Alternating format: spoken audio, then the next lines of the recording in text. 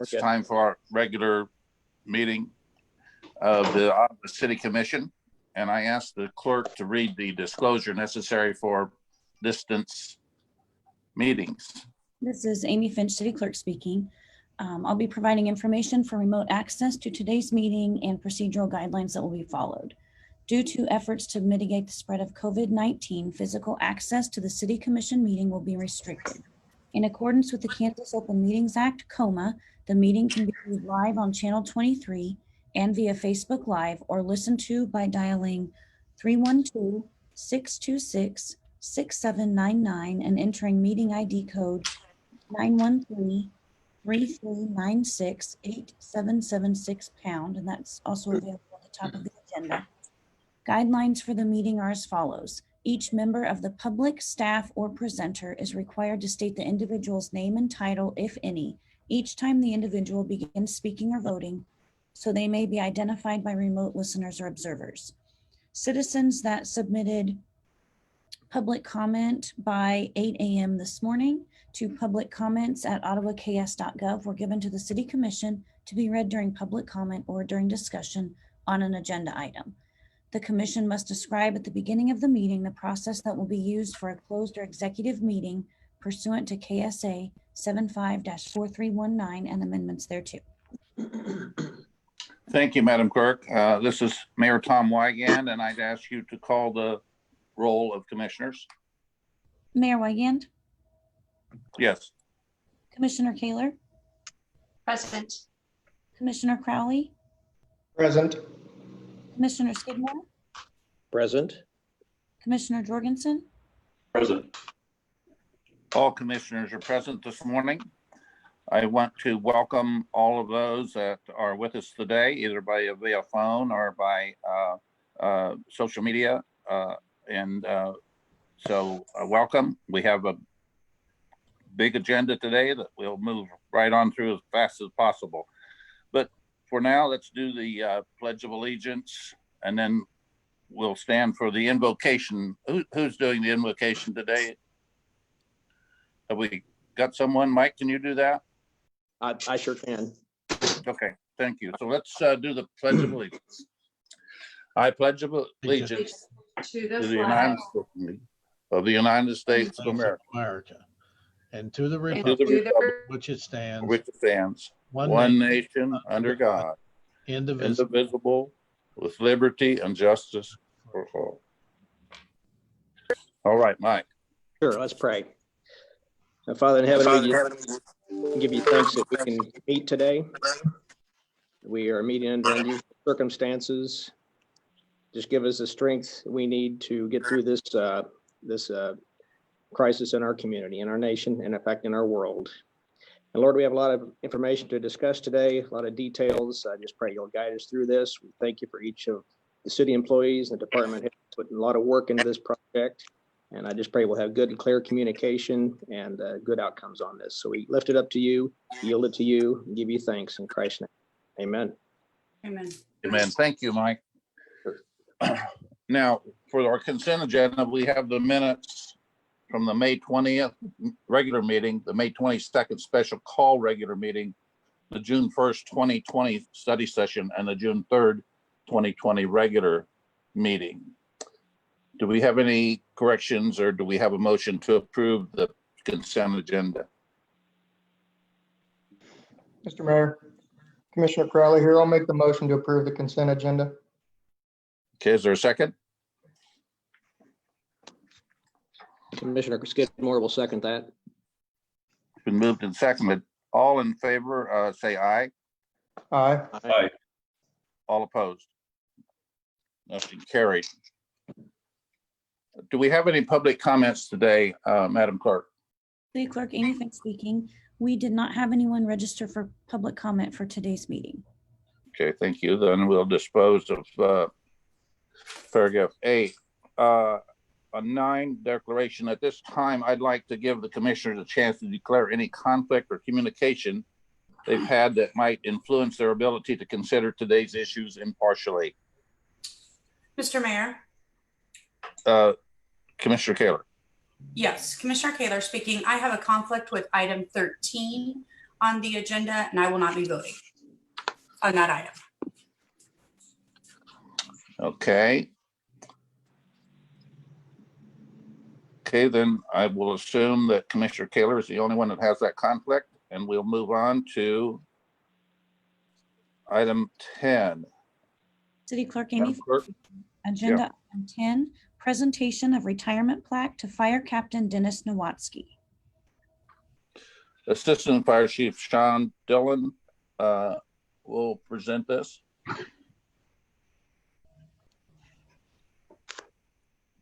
Good morning, Mayor Wygan, Commissioners, City Manager, and those listening abroad. It is with great privilege and honor to join you in recognizing Captain Dennis Nowatzki's 32 years of public service to the citizens of Ottawa and the Ottawa Fire Department. Dennis is a lifelong resident of Kansas and is married to Joanne Nowatzki of also 32 years. Together through this journey of 32 years, they have sacrificed roughly a third of their time together. While Dennis was working 24-hour shifts, and this does not include the time spent responding off duty for major incidents. This is 32 years of missed holidays, birthdays, and other special events. Joanne, I also thank you. Dennis and Joanne also have 3 boys, Nathan, who serves in the United States Army, Thomas, who is currently in college and begins basic training in August, and he'll be a member of the Kansas Army National Guard. Kenneth, who begins his senior year at the Ottawa High School. Dennis began his career October 19th, 1988 as a member of the Department of Public Safety, in which he is only one of 2 employees who currently work for the city that held positions in DPS. When voters approved the split of DPS to Ottawa Fire Department and Ottawa Police Department, Dennis was promoted to firefighter December 22nd, 1990. And then on January 1st, 1993, received a promotion to firefighter EMT, in which a small group of 5 members began providing emergency medicine to provide a higher level of care to the citizens of Ottawa. In November of 1993, Dennis was promoted to driver engineer, EMT, and then in November of 1995 to driver engineer, EMT intermediate. On October 30th, 1999, he was promoted to lieutenant for a short time and then moved to the position of captain on April 29th, 2000. For 30 years, Dennis has served as the public education coordinator and juvenile fire setter interventionalist. I'd like to point out some other highlights of Dennis's career. Dennis has been a past member of the Fire Education Association of Kansas, in which he served 2 terms as president, testified in the Kansas House and Senate in favor of legislation requiring smoke detectors in homes, graduated leadership Franklin County in 2011, and received an accommodation for rescuing a resident in a mobile home fire in 2007. Dennis will finish out his career by working his last day on July 30th with his retirement party on July 31st at the Ottawa Fire Department. There'll be more details to follow on the party. Dennis, congratulations on your achievement.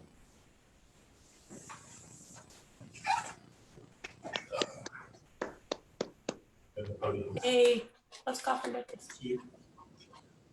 I'd like to express my gratitude to the citizens of Ottawa for giving me the opportunity to serve them.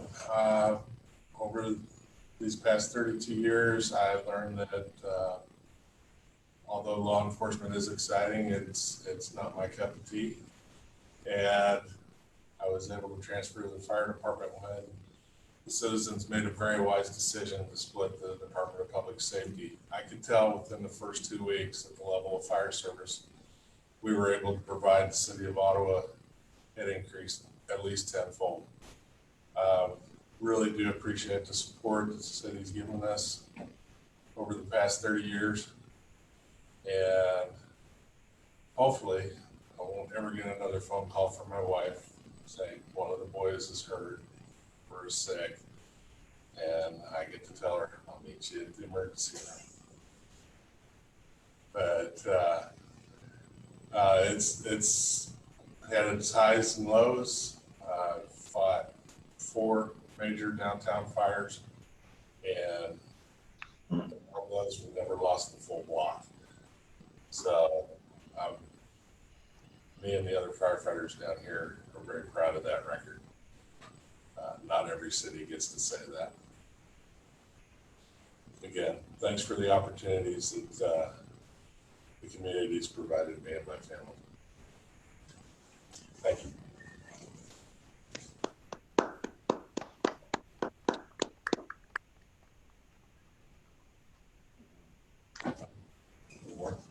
Dennis, here's a plaque in recognition of your time and service with the city. Again, we appreciate it. Thank you.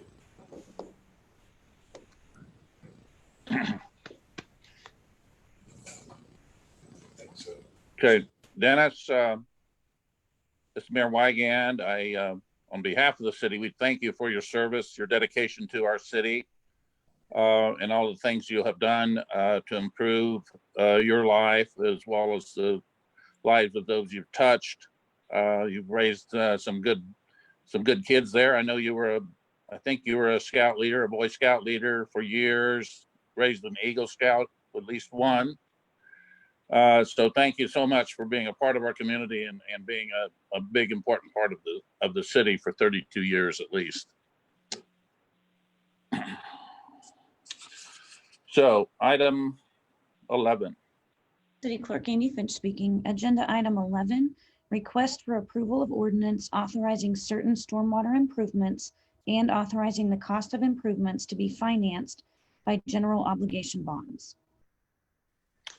Richard Neinstedt and Adrian Serene of Kutak Rock LLP will provide some background on this decision, this request. So let me start this out. As we talked about on Monday, we have a bond issue which we acquired bonds for, and we did our first storm sewer project on Oak and Ash Streets, and that is completed. And there are funds left over in that fund that we would like to use to repair a storm sewer, which is where the former Ford dealership was. We have a drainage ditch through there, and the storm sewers collapsed. And we'd like to use these funds to repair that. So in order to do that, you need to pass an ordinance, and that's why our bond counsel is here today to walk you through that. And let me give you the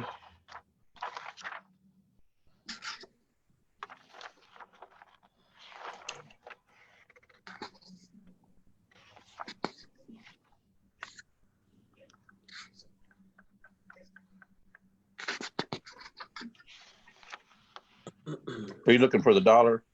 I am looking for the dollar. I think it's 339, wasn't it? It is about 368,000. Okay. Richard. Yes. City Clerk Amy Finch speaking. On the memo provided by Public Works Director Michael Hafley, he lists that the total, the engineer's estimate to repair the pipe through total replacement is $230,853. There is currently $312,878 left in the bond. Thank you. You have to have the right document to work from. Yeah. Adrian, do you want to add anything to this? I know that this is permitted for a common use of what the bonds were intended for. And if we didn't use these bonds, we'd have to tap our other funds that are actually needed elsewhere. So can you fill us in a little bit from your perspective? Absolutely. Good morning, Mayor and Commissioners. Adrian Serene with QTAC Rock Bond Counsel and Special Tax Counsel to the city. Just to tack on to what Richard indicated and also to answer the question, yes, there are unallocated and unspent proceeds of the 2018 GO bonds that were issued by the city.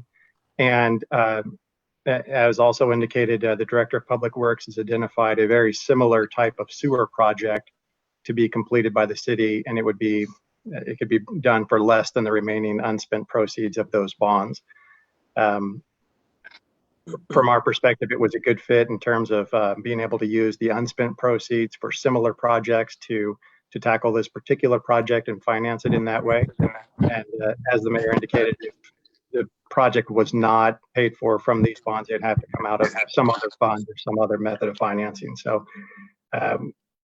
this seems like a good way to wrap up an additional project that's needed of the same type with the same bond proceeds.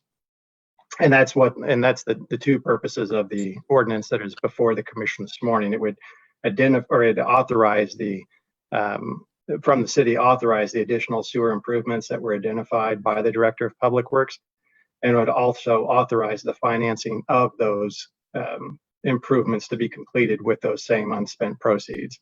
And those are the two objectives of the ordinance. Okay, thank you.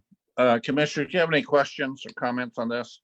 Yeah, Mr. Mayor, Commissioner Skidmore, just a question that I'm assuming that this repair would have needed to be done regardless of our excess funds. I mean, we're not talking about money looking for a repair, right? Yes, sir. Thank you. Any other questions or comments? If not, I'll call for a motion. Mr. Mayor, Commissioner Skidmore, I'll make the motion. We approve item number 11 on our agenda. Seconds. Been moved and seconded. Any other discussion? If not, would the clerk call the roll? Yes, Amy Finch, City Clerk speaking. How do you vote, Commissioner Crowley? Yes. Commissioner Skidmore? Yes. Commissioner Jorgensen? Yes. Commissioner Kaler? Yes. Mayor Wygand? And I vote yes too. Motion approved. Thank you, Adrian, for being here with us this morning. Thank you all. Have a good morning. Okay. This is Mayor Wygand, item 12. Continued review of the 2021 budget requests. And we're going to, I think we ended on water, and Dennis Tharp is going to present the Director of Utilities, and he will present the utility budgets. Dennis? Good morning, Mayor and Commissioners. This is Dennis Tharp, Director of Utilities. The budgets that are before you are the utility budgets, and I'm going to lump things together as I talk about our budgets here to begin with. Both the water, the wastewater, and the utility production, distribution, all of those are going to be kind of included in some of the comments that I make here to begin with. And then I will be more than happy to answer any questions or try to answer any questions that you may have. First of all, I want you to know that it may look like that there wasn't a lot of time spent on this budget. And I can assure you that is not the case. We spent many hours making determinations as to whether we should move monies around, whether we should be including more money in our budgets. At the end of the day, a decision was made by myself and our superintendents that what really needs to happen right now is for us to see reserves build. And so what you see before you is in our 2021 budgets is exactly what was in our 2020 budgets. That includes personnel services, right on through all the line items that you are looking at. We have been able to maintain a great level of service. We have not, there has not been any lapse in our service at this point in time. And so our belief is that we will continue to do that. And as we move forward, continue to hold a line on those expenditures to continue to build reserves. I have, at the end of my memo, I have pointed out a number of things that are needs. We have kind of put those in listed by priority. And it is our hope that in 2021 that we are able to use some more of those funds that we have not used for the last, quite honestly, 3 years, as we've cut budgets and held the line on expenditures, to be able to accomplish some of those needs. I think Commissioner Jorgensen brought up yesterday the idea of looking at some lease opportunities. We've already been in that process. We've already looked at both VACCON and backhoe that you see on the water collection, wastewater distribution list there. And we will continue to pursue those kinds of opportunities as much as we possibly can to figure out ways to not only our rolling stock, but our buildings and those other kinds of things that we not only need, but have to get done at some point in time that we've really tried to hold the line on. That said, we are hoping by what we did with our personnel budgets and keeping them the same, we believe that there are dollars there, that there will be dollars there to replace hopefully 2 people in our electric distribution crew, which is down 3 now. And as I said in my memo, that can create, it has not, but it can create a fragile situation for us, you know, to have people to respond to emergencies and the on-call piece of what we do. We are working on other cost-cutting measures. Some of those I've expressed to you, and I will not go into detail today. We will do that when we get our first chance. But we are looking at some changes at the power plant, both in equipment and personnel, and some things that may benefit as we go down the road. We've taken a hard look at some of the overtime money that has been spent in the past, and there are some things that we are doing to that end that we believe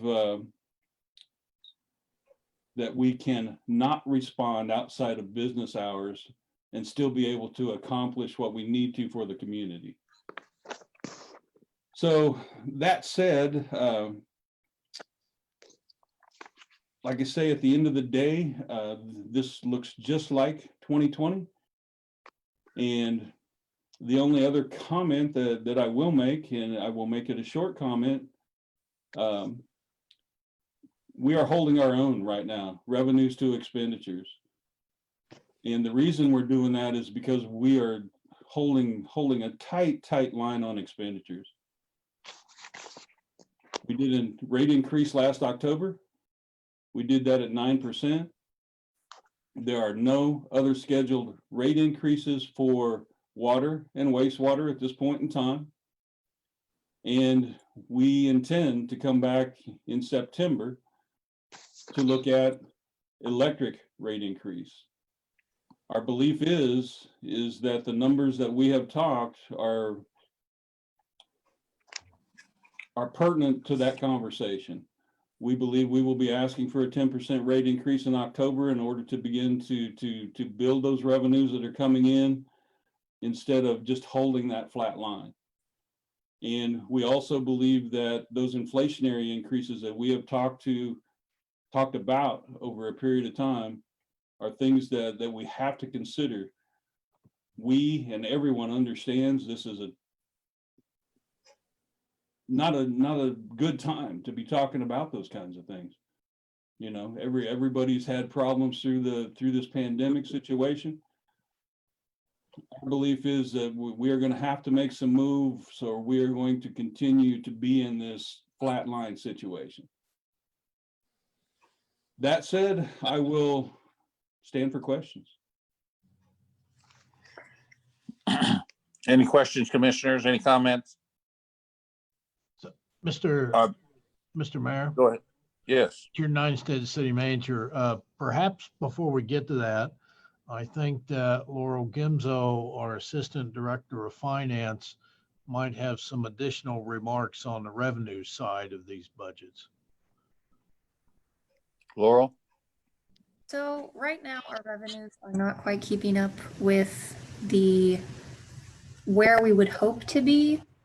The saving grace is that our expenses have been held as low as possible, even below what we've budgeted. And so that is offsetting the lower revenue that is coming in. Then we can probably attribute the lack of revenue to some of our industries were shut down for COVID for a while and probably still not at full force, and some aren't paying their electric bills and those kind of things. I would say that our revenue has stayed pretty level, and each year we are coming in a little below where we're hoping to be. So this has been a trend throughout, well, at least the last 3 years, that I know that we were estimating really high on revenue, and it just wasn't coming in when we were hoping.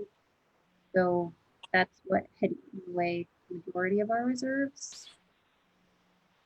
So now we're trying to not use any of the reserve that we're trying to build. Okay. Commissioner Skidmore, just a question. So the rate increase we proposed or we enacted back in October, we're really not seeing that much of an increase in our revenues? That has actually kept us level with last year. If it weren't for that, we would. Okay. And the discussion for another rate increase possibly this fall. Right.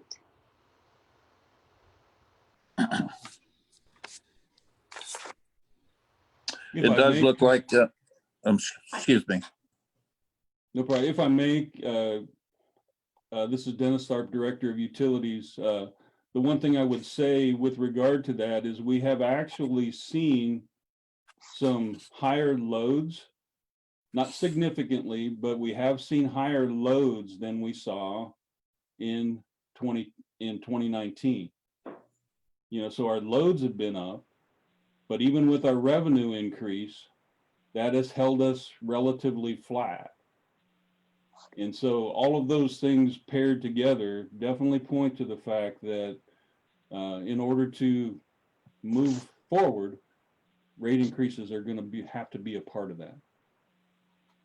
We're roughly 9% below our targeted revenue right now in electric, and we're about 2% below in the sewer fund and about 5% in water.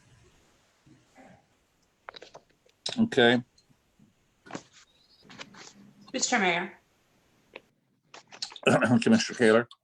Yes, Commissioner Kaler speaking.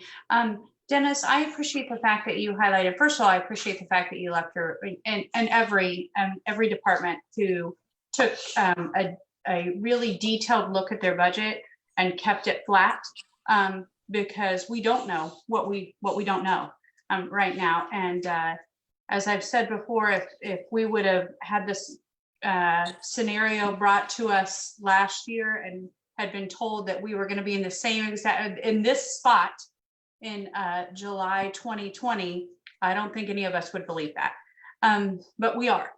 And so I appreciate the fact that you and other departments have done their absolute best to really take a sharp eye at your budget and keep it flat or keep it relatively flat. I am concerned about the fact that we do have 3 open positions. And I say that with the fact that, and I've referenced this before, that nobody realizes how much they rely on electricity or water until you can't flip your light on, or until something happens and you have no water pressure. And that is when everybody, and when I say everybody, I would say everybody, realizes how important it is to have those positions filled at the electric plant to make sure that we have the luxury of having electricity whenever we want it, and water whenever we want it, and sewer whenever we want it.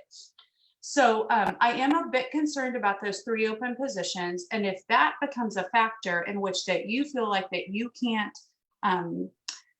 maintain or keep us at a safe level that you feel comfortable with, I hope that you would at least come to, obviously you're the city manager, but come to the city commission and let us know, because that would be of a concern of mine. And I would say that's a position that probably needs to really be looked at.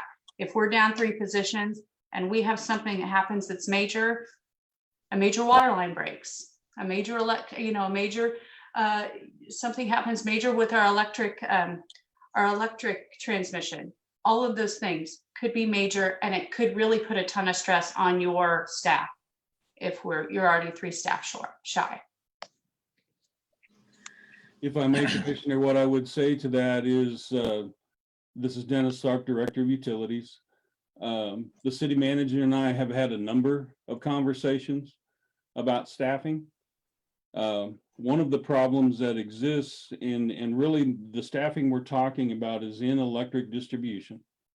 One of the problems that exists in our climate right now is that hiring those positions is very, very difficult. There are not a lot of applicants out there, for one. Most of those applicants are not journeyman linemen. They are apprentice, possibly linemen. And right now, we struggle with having enough journeyman linemen to bring on apprentices with the apprentices that we have. And so there's a lot of problems out there that we continue to talk about and we are dealing with. The city manager has not said, no, we can't hire. It's more the idea of finding the right people and getting them in the positions that we need filled. And so we are working at that. And Commissioner Crowley here, Dennis, thank you for that explanation. And I'll speak even a little farther into that, because we're talking small term, obviously city of Ottawa, because that's what we're discussing. But I've done 2 major projects, one in Nebraska and one in Iowa, and they have the same issue that you have right now. The project in Iowa has 3 electric utility employees doing a similar project like what was done up here on the north side with those duplexes. Now think about it, and you could obviously understand it, what it would be like to try to do that project and then any other issues on top of that. It's unimaginable. So I just want people to understand that it's not, the city of Ottawa isn't willing to. It's that just there are, like you said, there are no applicants out there really to fill. And quite frankly, even if we do have some, the major conglomeration just right outside of town are kind of cherry picking those too. So Absolutely. Thank you for your explanation. Yeah, thank you. Mr. Mayor, Commissioner Skidmore, I have a question of Dennis on the changing the hours of operation from 24 to 16 hours. Has that proposal been decided upon? And if so, what risk do you see of going to that plan?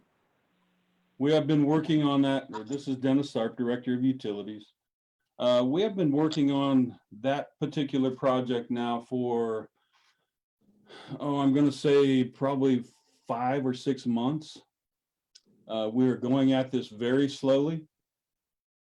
We have a number of things that we will present to the commission that we believe say this is the time to do this. We will not be eliminating positions. We will just not be replacing people at this point in time. I hesitate to go into detail in this meeting today because there's a lot of other things but we are moving through this very slowly, looking at all of the advantages and disadvantages of what this would mean. I would say simply that most of the municipals across Kansas and other states for that matter, most of those only man their power plant from 7 to 4. They run one shift. And then they have other means of dispatching at that point in time. We've already greased that skid. Our community, we have always been very proud of what we do and how we handle problems in our community and how we talk to our citizens. But we believe that we are coming up with good answers to dealing with that as we move forward. Great, thank you.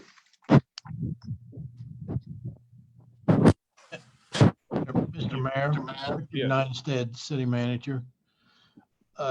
Dennis, if you could you speak a few minutes about the STAG unit and just kind of give a summary of the decision ahead for us and how that impacts us and what the issues are with the STAG unit, please?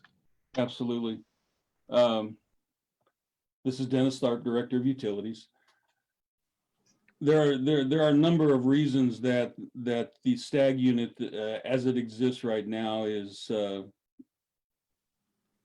not a viable unit for us to continue to maintain. It is the last unit of its kind in the United States. There was one other at one point in time. It is now gone. And quite honestly, it would function better as a museum piece than it does as a mechanical unit.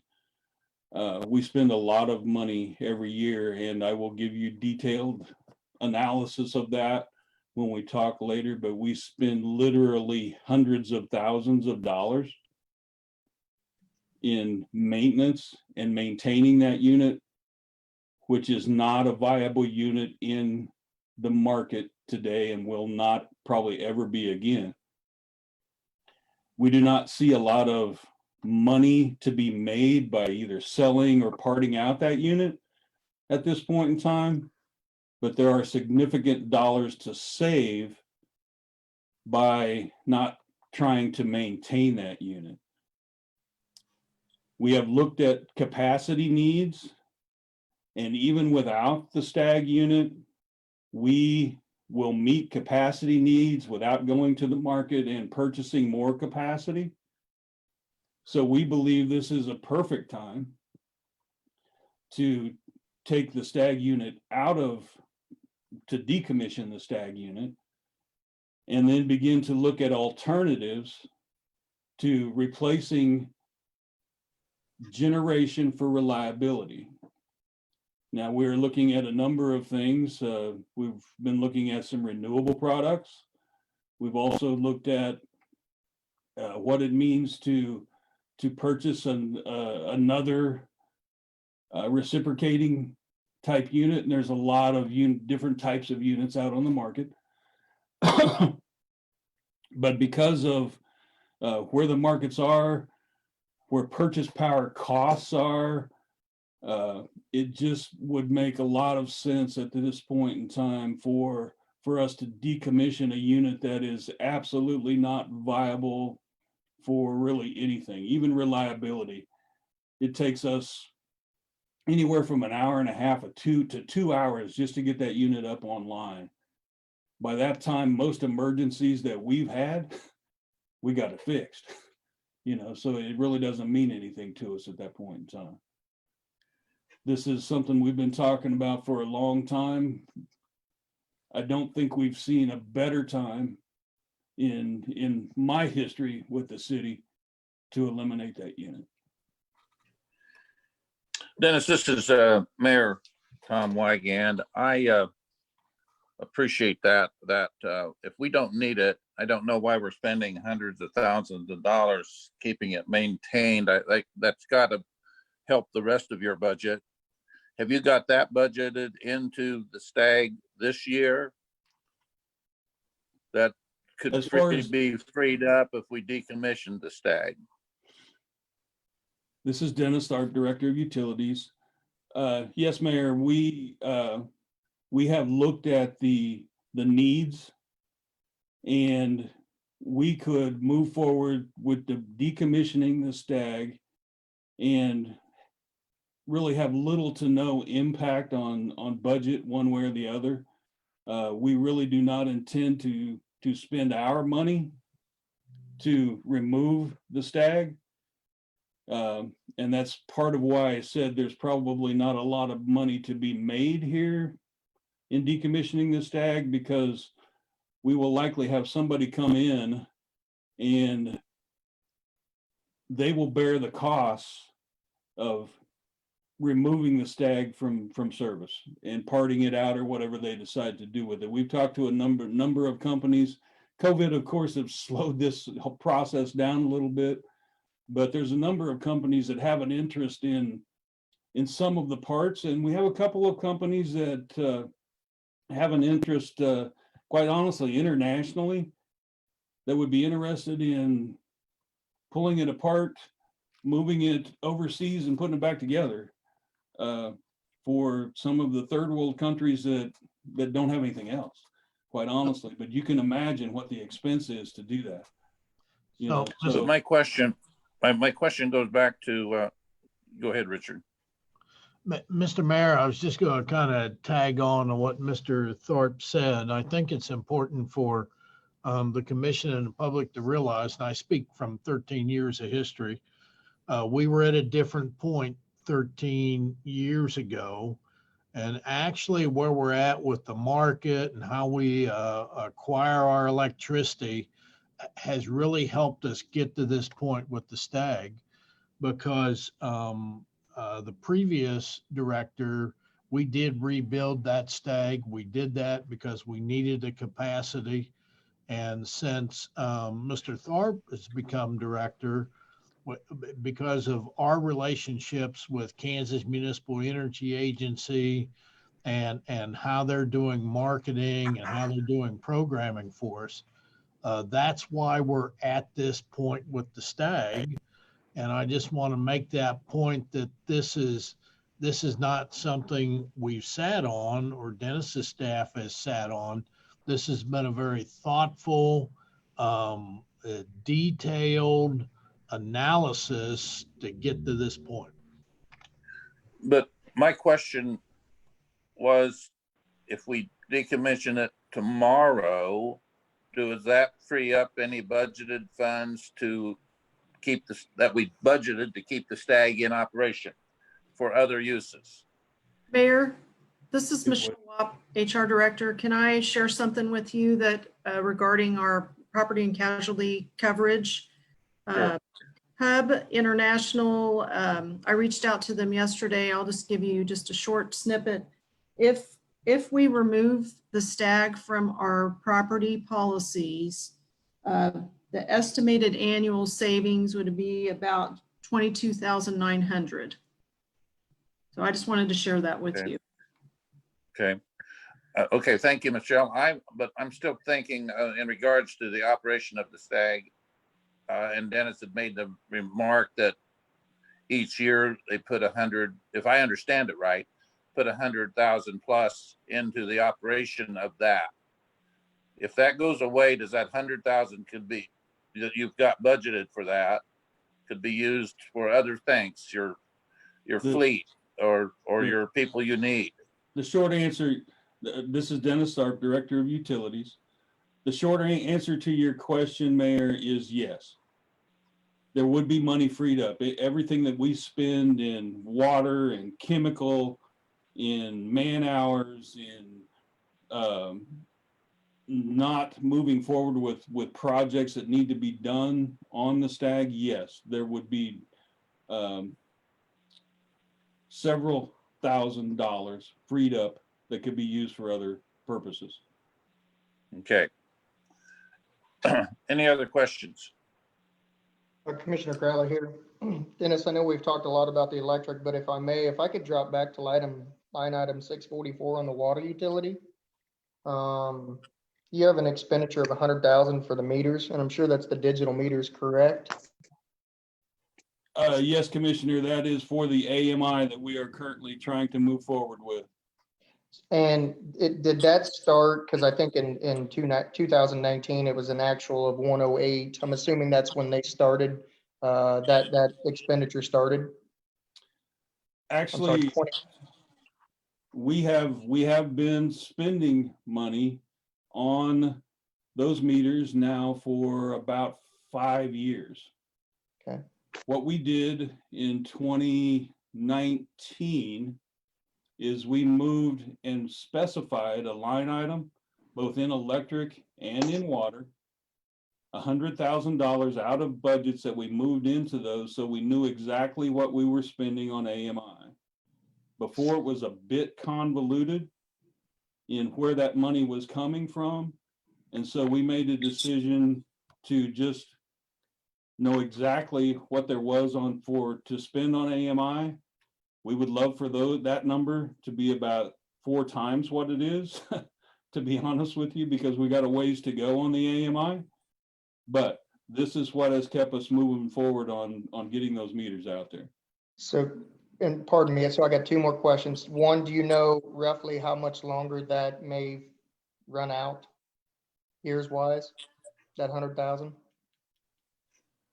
We spend that 100,000 every year, so yes, okay. I might think about that just a second. I may want to get back to you on that because I don't want to give you wrong information. This is probably around 5 more years that we would be doing that. Thank you, and I won't hold you to that. And just a brief explanation, here's another thing that's beneficial to the citizens of Ottawa, because that's a digital AMI meter, which if anybody's ever had a water leak and they've got a $4,000 bill because they didn't know it, and this just recently happened to me, that's why I know, it sends you guys an email that says, hey, this meter's been running for an extended period of time, somebody needs to check on it. Which at that point is only a couple $100 bill instead of thousands of dollars. So, I mean, there is a big expense to change these over, but for the individual could be a huge savings. And if I may, Commissioner, I would like for the community to know that this was an expense that was going to be incurred no matter what. The meters that we were currently using are at end of life. And this was something that was going to move forward no matter what transpired. So, and the way the world is turning, everything is going to this type of technology. And that is why the decision was made to move here. Thank you, Dennis. Dennis, this is Mayor Tom Wygand, are you seeing a savings or a difference in water billing from that, the efficiencies somewhere along the line? Dennis Tharp, Director of Utilities. Slowly but surely, Mayor.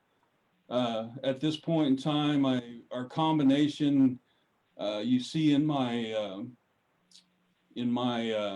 report, on my monthly report, right now we're at a combination, I believe, of about 4,500 meters, both water and electric. We really haven't got quite far enough into where we're seeing the efficiencies you see that we would like to see. And there are a number of things that can be done with these once we have them all in place that create even more efficiencies that, allow our community to see their usage, to see what they're doing. So there's a number of things as we move forward that these will do for us that we have not even scratched the surface on yet. Okay. I have also a concern about your aging fleet, and I think, as Commissioner Jorgensen stated, we need to look at maybe some lease purchasing on some of those things. You need good equipment, and if they can run and they can still be relied on, that's one thing. If they're still spotty and need a lot of repair and they're downtime, that's very expensive too. So Yes. I think look at that closely. I believe Commissioner Kaler made a good statement when she said, the community relies on us, to provide water, to provide electricity, make sure that their sewers are all running. And without equipment, if our equipment is sitting in the shop, it creates a situation where we become very fragile again at that point in time. We cannot function without equipment. We've had conversations both with finance and with the city manager to try to start to remedy some of those. There again, we've been holding a very tight line for the last 3 years. And we will probably continue for the next couple of years, quite honestly, to hold a tight line. But I believe we are going to be able to start moving forward, getting some of these things taken care of. Dennis, just a brief, we need to move on here a little bit, but just a brief, I'm not familiar with the Clear Well project. Is that an extension? What project is that that we've been ignoring? The Clearwell project is something that was actually on the books. Somebody may have to help me. It was probably 10 years ago. And we actually almost got there. And it was pulled by the commission at that point in time. I think it had to do with several things, but the Clearwell is really the one point of failure that's left at our water plant. If we would have a problem with our existing Clearwell, we could be down for several days.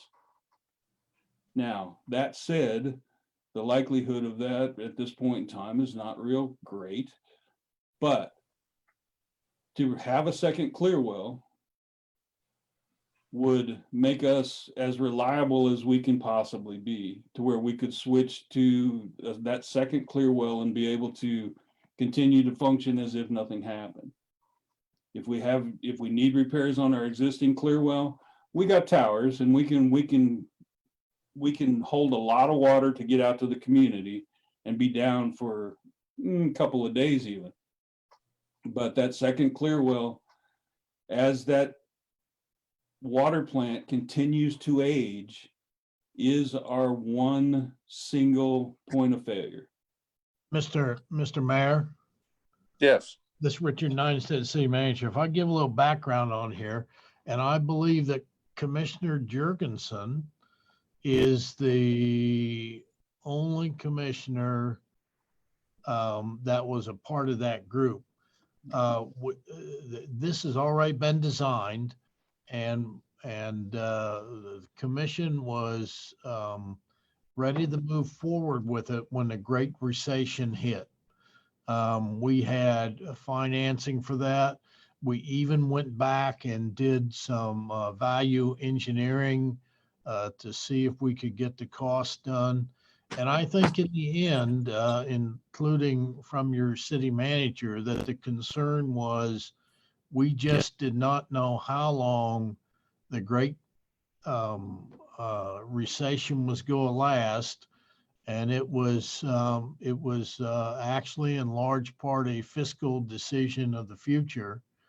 And that is why we did not move forward with that. At least that's what I remember. Blake, if you want to add anything to that.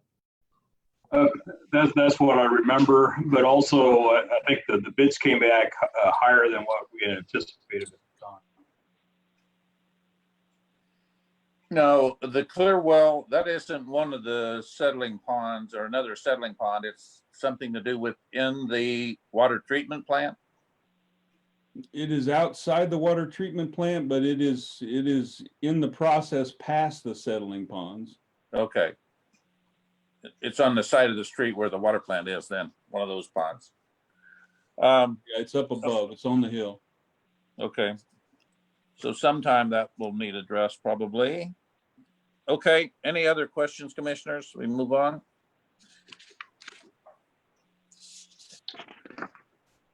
Okay, Dennis, thank you. As I look for my agenda, we've got that covered. Thank you for your presentation and the work on this, Dennis. Appreciate it. You're welcome. Paul Sommer, want to talk about broadband?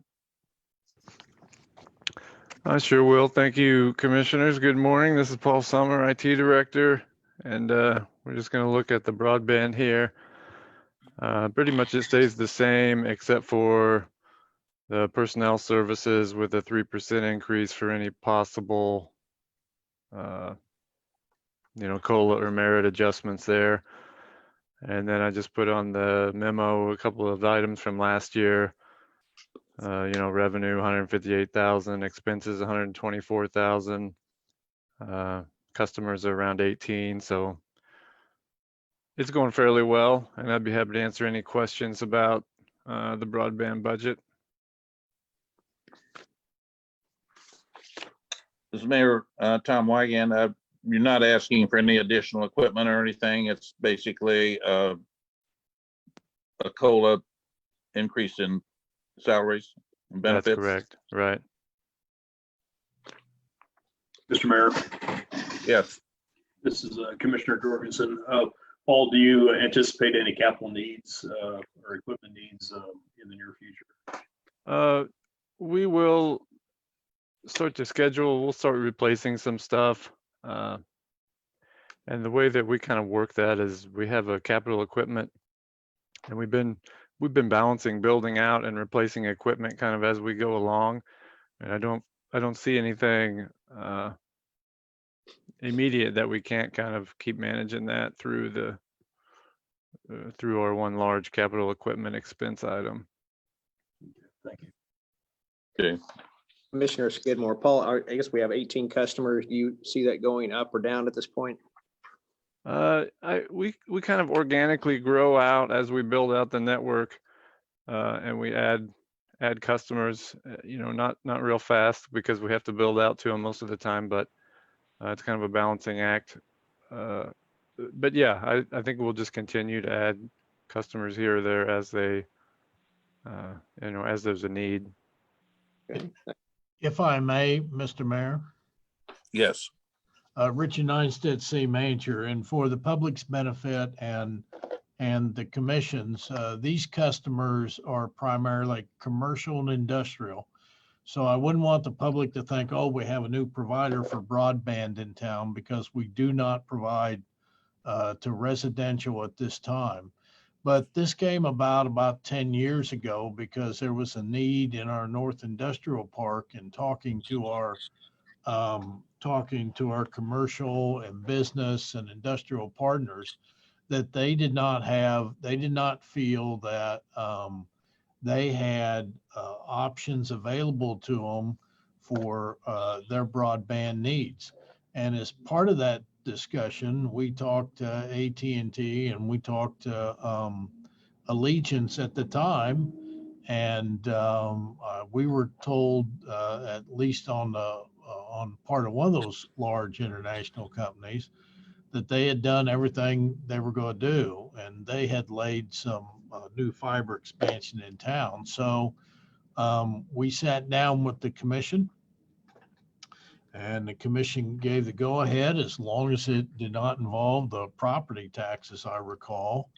And this is actually a division in the electric fund, and we are able to. And I should also say that we use. I think most of it is now owned by us now, but we also have been able to provide broadband to our public partners like the school district and some other public entities, in addition to a number of our businesses and commercial entities in town. And you might think about this, 100 years ago, the water and sewer and electric utilities were very much in their infancy, and it was important to have those utilities in order for a community to grow.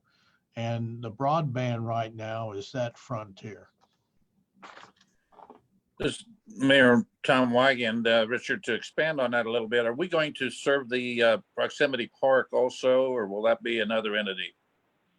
We will serve the proximity park, and Mr. Thart might like to talk about that a little. Yes, this is Dennis Tharp, Director of Utilities. As we did our electric build out that hopefully most of you have seen by now, if you notice the lowest wire hanging there, that is 144 strand fiber optic cable that will allow us to provide broadband to anyone that would move into Proximity Park. The other thing that I would mention while we're talking about broadband is that we have been very blessed with the skill sets that we have with our employees. We have contracted virtually nothing as we have done this build out. Everything has been done by our staff. We have staff both in IT and at the power plant that have capabilities to do all of our splicing needs and do most of our hanging. And then the hanging that they're not capable of, our electric distribution crew is able to help with. So our skill sets run a gamut, and we have been very blessed that we have not had to contract basically hardly any of what's taken place here. Okay. Very good. Any other questions, guys, on the IT part? Dennis and Laurel, have you covered the electric utility in your previous presentation, or you have more? Covering that one next. I think Laurel's going to have more there. Laurel, All right. you're on. Good morning, commissioners. This is Assistant Finance Director Laurel Gimzo. So the first fund I'll be covering today is the Utility Billing Fund, and this fund covers utility billing, payroll, accounting functions overall for the finance department, accounts receivable, payable, and then we cover other legal expenses like the audit. The main change on this fund is the salaries line. We did decrease that quite a bit, and we had some restructuring in the department, and we had 3 different employees that are no longer with us, and I am just putting some more money in there for the position that we're hoping to hire for the finance director position, and then for COLA and their increases. And then I'm just switching. We normally put 25,000 in there for maintenance, and if we don't use that, then it just goes into reserves. And I'm just proposing to transfer that out into our equipment reserve so that things like your HVAC system or possibly a new mailing machine will be paid for with that remaining money as it builds each year. Any questions on that one? Okay, so that is a flat budget that you're expecting, but you're expecting more income. There is a $15,000 increase to cover the possible salary of a finance director, depending on where. Okay. Okay. And then also that does include merit and COLA increases for staff, if those were given. Any questions, commissioners? I think that's fairly straightforward there. The next fund I have is the wastewater treatment plant debt fund. And so this budget just receives a 0.5-cent sales tax and a wastewater surcharge fee that's dedicated to the repayment of the wastewater treatment plant debt, and then half of the East Side Interceptor debt. The general fund will be transferring $50,000 to this fund if needed. If it's not, if the surcharge covers the debt, then we won't need to do that. And then it's just got the breakdown of the payment and then. Okay, I'm struggling to keep the right page here. 93, Mayor. Thank you. Mr. Mayor, Yes. Commissioner Jorgensen, the wastewater treatment plant is nearing, the bond on that is nearing fully repaid. Do you recall when that occurs, Laurel? I can tell you. Give me 2 seconds. I believe that's in your memo. It's continues to 2031 for Eastside Interceptor. Okay, the 2024, it looks like on the wastewater plant. Yes, and 31 on the Eastside Interceptor. Okay. All right, thank you.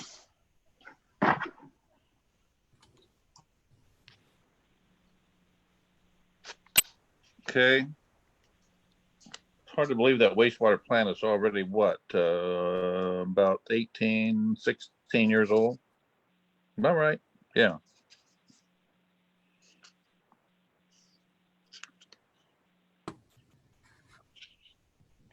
Okay. So the next one is the Community Service Fund. So this fund tracks community activities supported by the city.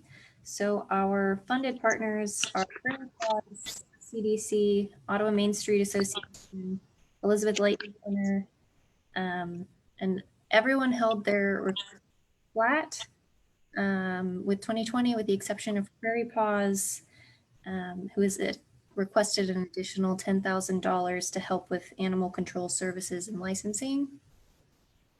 I believe they'll be presenting later on. I'm not sure if we've got a date for certain yet. They will be here Monday. Will all of these be here Monday or with just Prairie Paws? No, just Prairie Paws will be here Monday. And so these are funded by transfers from the utility funds and the general fund.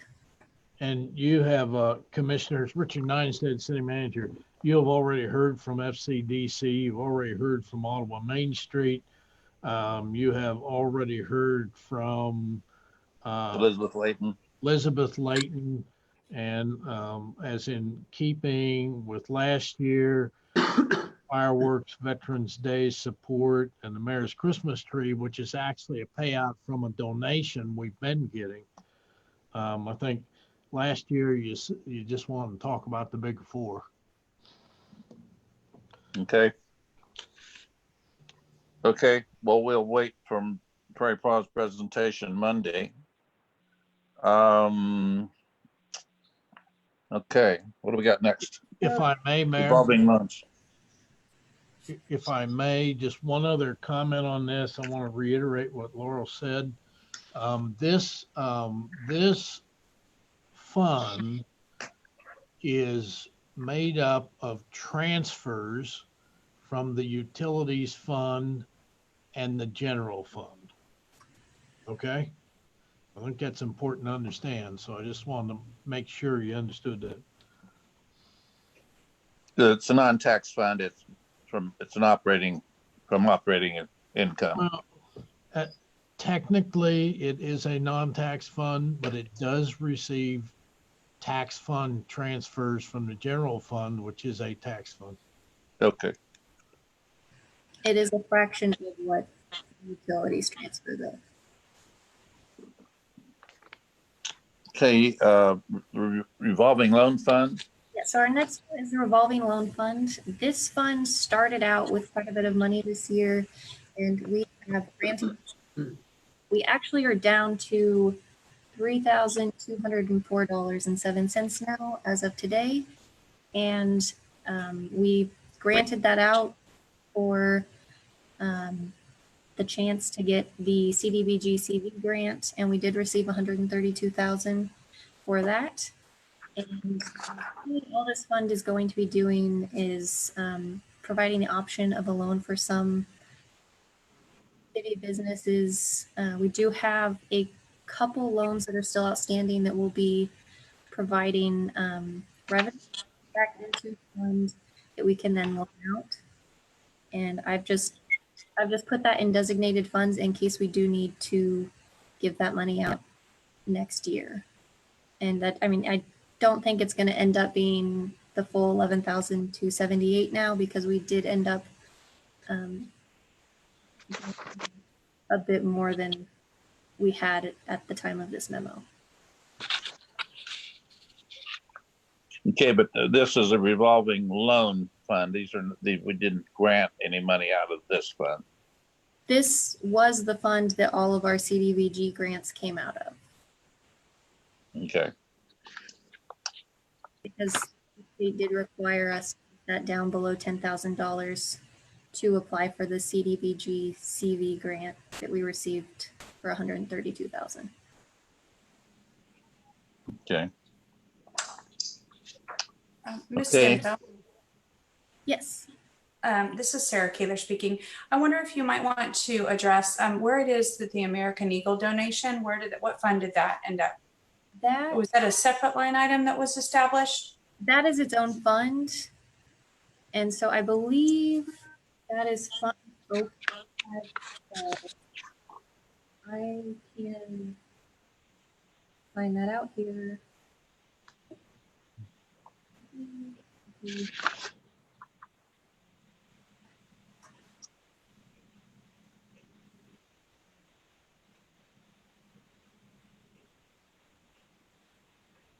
And honestly, it's okay, Ms. Gimzo. I mean, if you, I wanted to know, I don't believe it's captured within this revolving loan fund. And that was really just my question. I don't need to know exactly where it's at. I trust you that it's there. It's just, it's not within this fund. Yes, and we just have one American Eagle loan that is out at the moment. Okay, thank you. Okay, you want to move on to the, Yes, so the next one we have is the Equipment Reserve Fund. This fund, last year, we made it a true equipment reserve, with the exception of the Allegiant phone bill that gets paid out of there, and then our 911 radio fee that is paid out of there as well. So those are paid from transfers from water, electric, and sewer.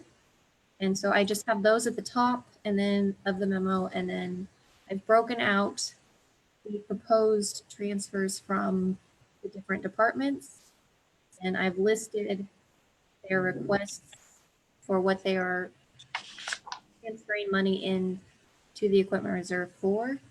Most of them are some kind of a future vehicle, or I know like the police department is going to need an HVAC system or a vehicle. And so if we chisel away at some of these larger purchases, this would help a lot, because we wouldn't have to pay for the full amount of the vehicle up front, and it wouldn't hit just one budget if we've been budgeting for it for a couple years. And I believe in 2020 we had transferred, I want to say 51,000, that we had 51,000 in transfers, and we have bumped that to about 161,000, because there are quite a few departments that are needing vehicles, because our equipment is getting older, it's aging. okay. So these are included in those departments' budgets already. They're just asking for them, but it comes out of the equipment reserve fund. Am I correct? Right, so they all make their transfers into this fund, and then it sits in there until they have the amount of money they need to make their purchase. Okay.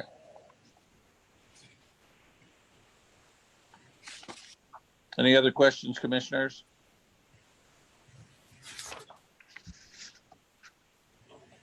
We have general obligation debt service, Laurel. Yes, all right, so this fund is used solely to pay the city's general obligation debt through tax revenue and transfers.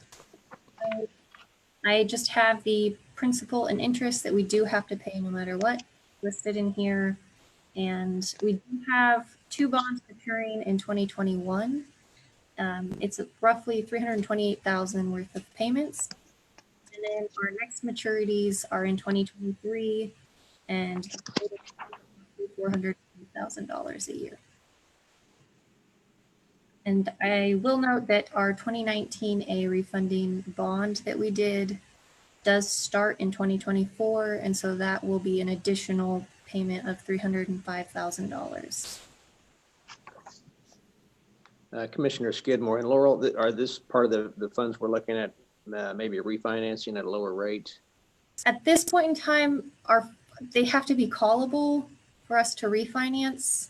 on most of these, and we've been working with out of Arterbury, and I don't believe we have anything we can refinance at the moment. And Mr. Mayor, if I may, Richard Ninestead, City Manager, kind of tagged on to that, Commissioner Skidmore.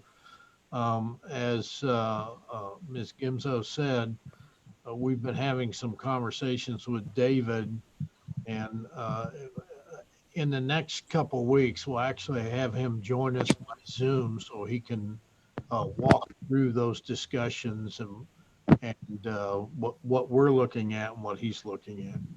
Okay, great, thanks. But those principal payments are going to be incurred this year. Yes, we make those every year. It's just some of it changes slightly because as we pay principal down, or as we pay each year, your principal goes up and your interest goes down. So it fluctuates a little bit.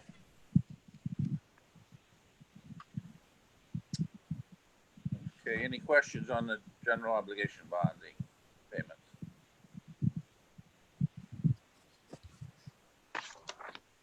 Special alcohol. All right. So this fund receives a third of the city's share of the local drink taxes. These funds are transferred to the general fund to support the city's airport. A third go to special parks, a third of the funds go to special alcohol, and then a third go into the general fund. And the state had given us estimates, and this year we'll be receiving roughly $33,163. And we do have a bit of a carryover. So that is why I increased the transfer to $46,878 to just zero out that fund this year.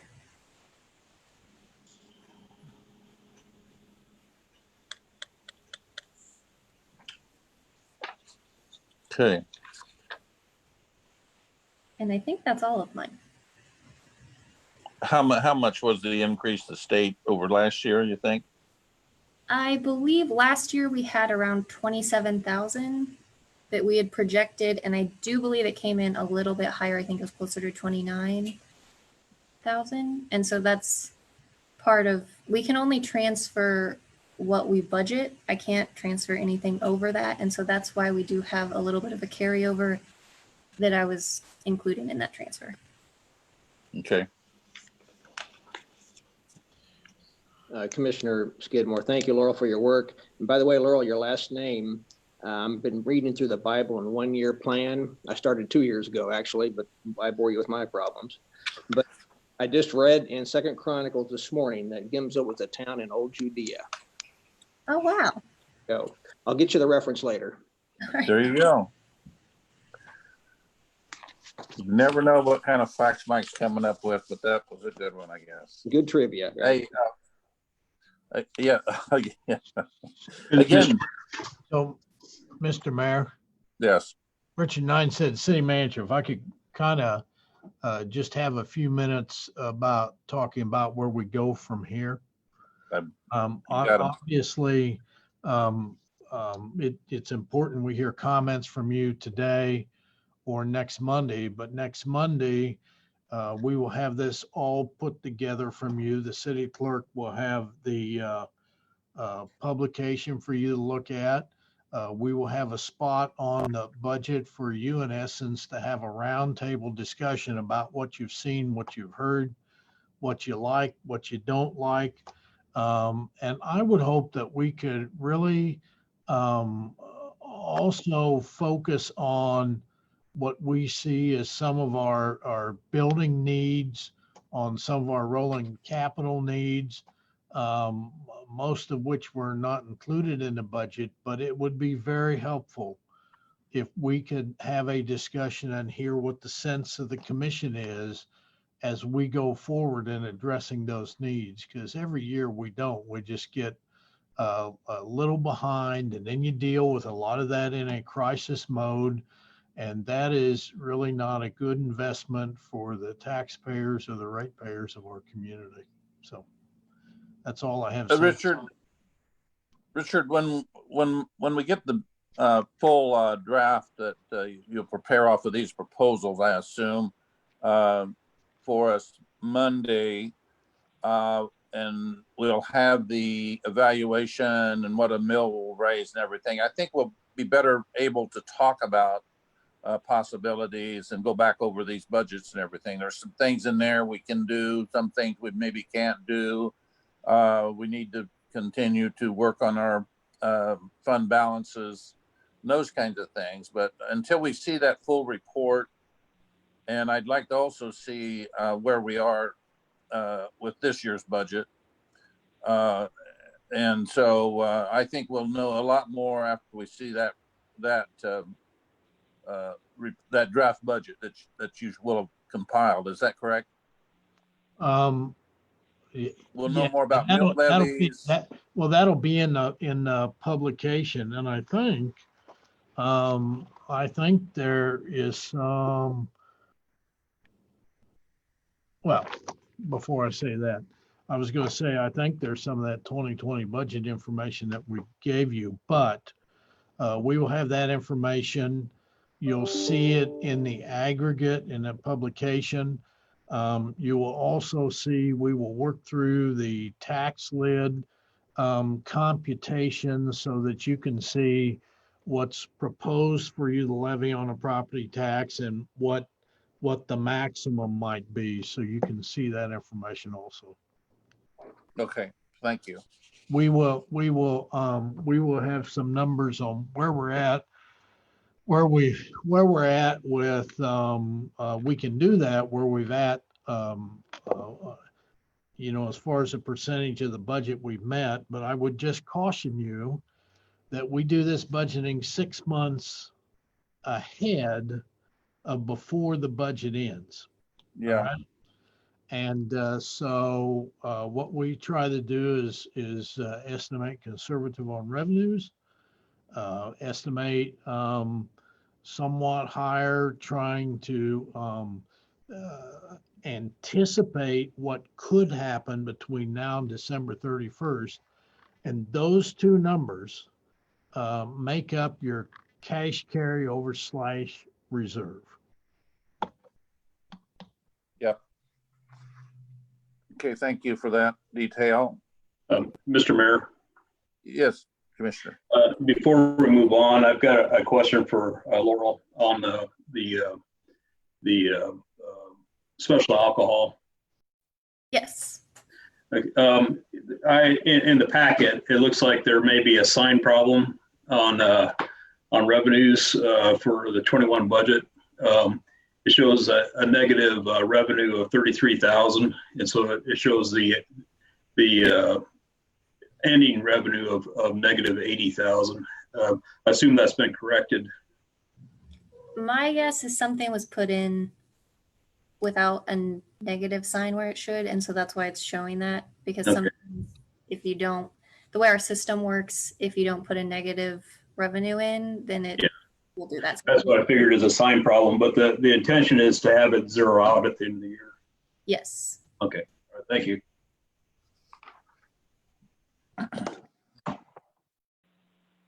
Okay. Are we ready to move to item 13? Amy? City Clerk Amy Finch speaking. Agenda item 13, request for reduction of impact fee. Reduction of impact fee that was not collected when property at 942 East Fairway Drive was purchased. We heard the explanation at Monday's study session. It was something that wasn't collected when the property was purchased in 04? Mr. Mayor, City Clerk Amy Finch speaking. The impact fee was assessed in 2004. The property was purchased in 2006. Okay. And just to give a little bit of a recap, I know we spoke about this on Monday, but for anyone that might be listening today. Sure do. The typical process on an impact fee is it's assessed, and it can be assessed on an empty lot or possibly a lot that just has not connected to our city utility. We do have a few of those. When the current property owner comes to pull a permit to connect to that improvement, the impact fee should be collected. And as I explained on Monday, our financial system and our data system we use now is much more advanced than what we used to use in the past, where we're able to integrate fees owed on certain properties that will follow a property. In the past, we had to rely on a pop-up message. If it got in there, it wasn't as well integrated. And being that long ago, we weren't yet using the same financial system that we're using now that allows us to see those pop-ups and flags the person that's in contact with that customer to collect. Are those recorded with the Register of Deeds so that the title companies can see them? Mr. Mayor, City Clerk Amy Finch speaking. They are part of the process. When an impact fee is assessed, the City Clerk's office files a certificate of impact fee for that property and files it with the Register of Deeds office. And once that impact fee has been paid, the City Clerk's office files a subsequent release of that impact fee certificate with the Register of Deeds. Until it's released, it will come up by property in a title search or other real estate transactions. Okay, thank you. And the amount of this impact fee was $2,200 and some dollars? City Clerk Amy Finch speaking. It was initially assessed at $2,112.83. And the recommendation from the city manager was to divide that in half because the city didn't collect when the permit was issued, to give a little relief to the citizen that's now selling the property. Okay.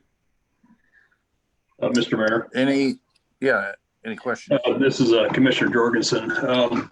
Can we back up just a little bit and have the city manager tell us what an impact fee, how that originates? So I would say this about impact fees. They're really very unique. And I think at one time, the city of Ottawa was virtually the only one that did it outside the metro. And this was the first city I managed in that had impact fee. But an impact fee is a special assessment by another name. So the best way to explain this is that the impact fee covers public improvements. The assessments cover public improvements. The impact fee is levied on the property by an ordinance of the city commission with the stipulations that when the property develops, when there's a permit pulled, there may be some other trigger mechanism, then the fee gets paid by the property owner, and they are recorded over with the county because we have one title company in town that just actually they run that title search, they make that search, and they just collect the fee and we get it. A special assessment is levied against the property for those same type of public improvements, but that gets paid every year by the property owner in theory, and it gets paid on their taxes, and then it comes back to us, and we use that to make bond payments with. So does that help? And if I can narrow it down for my own brain, it originated because the city performed or developed or put some public improvements, a sewer or a water line that serviced the property. And instead of having the developer pay for it at the time that it was installed, it's attached to the property, and the owner of the property, when they build, pays for it because it really benefits that lot that it's built upon. Is that a fair statement? I think that's a fair statement. The other part of impact fees is that they do get assessed to other properties that benefit from that improvement, but may not have paid directly for it. For example, at some point with Proximity Park, we are going to talk about an impact fee area and how much that should be, because you've made a considerable amount of improvements down there that do benefit contiguous properties. So, but that's a very good explanation.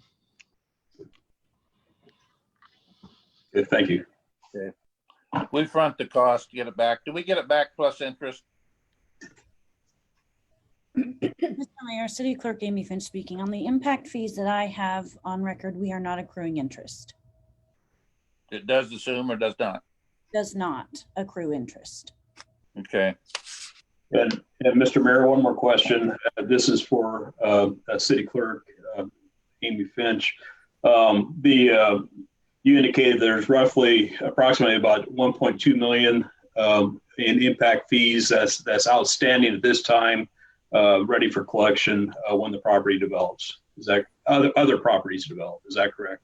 Commissioner Jorgensen, Amy Finch, City Clerk speaking. That is correct. That's a rough estimate, but yes, when I reviewed my records yesterday, it's about 1.2 million in outstanding impact fees that have been assessed. I will say when we get a question on one, I don't only rely on my spreadsheet. I go ahead and pull our official files and make sure that my spreadsheet's up to date. So that's why I want to reiterate that that's an estimate, but yes, that is correct. Thank you. Mr. Mayor, if I may, Yes. City Manager Richard Neinstead. I want to go back to your question about the interest, and I believe probably the person on this team that still has some experience with that would be Mrs. Lee. And I was kind of thinking through that. I don't know, perhaps Wendy can help because I have not done any since I've been here. And I know how I would do it, but perhaps Wendy can explain to us how it was done in the past to arrive at the cost for that impact fee. Mayor, this is Wendy Lee, Director of Community Development. We started doing impact fees in the 90s when our city manager was Scott Lambers. This was something, the very first time we did it was for 17th Street. At the time, 17th Street stops near the fairgrounds, and there was a strong interest in the city commission, by the city commission, to extend the street. But there was a very acute awareness that by using city dollars to extend that street, that a number of property owners would benefit.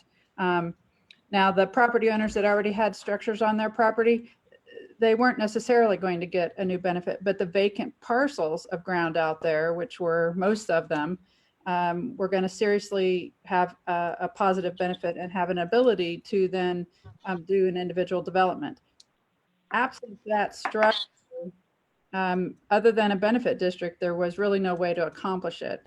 And a benefit district wouldn't have been widely supported, as it takes a majority of them, because different ones had maybe different visions. And yet it was felt to be a real barrier for our residential development. And if you go back and look at 17th Street now, a majority of those parcels do have significant development on them. So there are, for example, on the list that the clerk mentioned to you, there are still road improvements from the 17th Street project.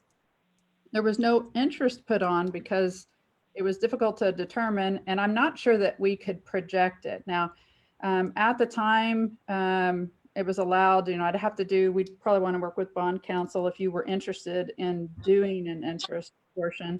But because we were required to file, the way they did it was they simply took the expenses that the city incurred, divided it among the parcels on I think at one time it was a per acre basis.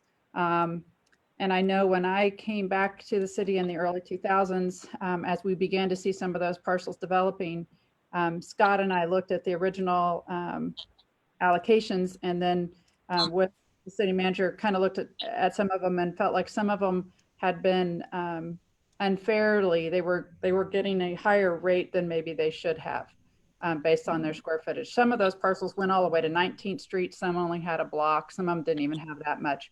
But because of the way it was done, there were some parcels that were having to pay, some of the ones that would be, say, south of 18th Street, that were having to pay for an improvement on 17th that they really would not use.